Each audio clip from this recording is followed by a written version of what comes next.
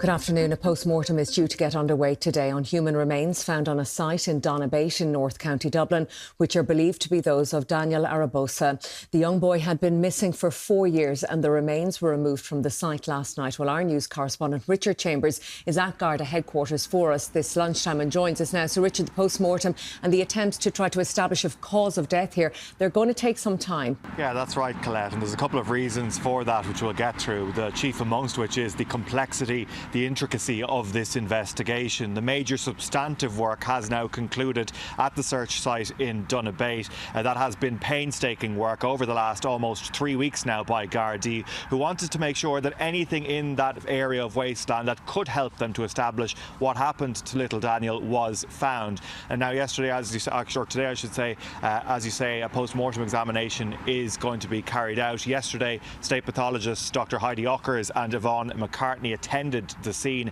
They will be involved in the post-mortem examination, as we understand. Now, after they arrived at the scene late last night, then there was the removal of the remains believed to be those of Daniel. That is a very emotional moment for people in Donabate who have gone through this over the last number of weeks since he was declared missing. That was driven home, the tragedy of this situation, of course, by the naming of Daniel by Gardaí, the release of the photo, and then the release of photos to the journal.ie by Daniel's foster family, showing a smiling and happy little boy, and such really driving home to people what a tragedy it was. So people were continuing to come over the course of yesterday, even into the night, leaving flowers and other tributes as well. With regards, though, to where the investigation goes from here, there is a note of caution being sounded by some people involved in the investigation with regards to the post-mortem, because only partial remains were found, and because Daniel was such a small boy, because he was buried in a wasteland for 4 years under the elements, there is a fear that it may not be as conclusive as could be hoped.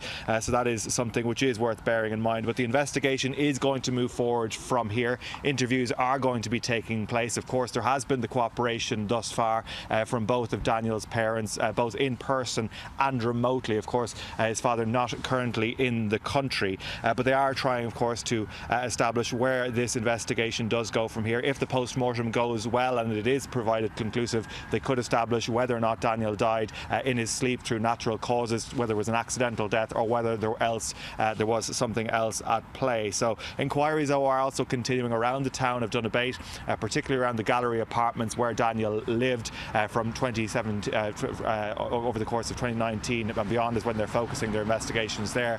They're hoping, Gardaí are, that the release of photographs over the last number of days may help people to refresh their memories, and that they may bring forward some information which could be very useful to this investigation.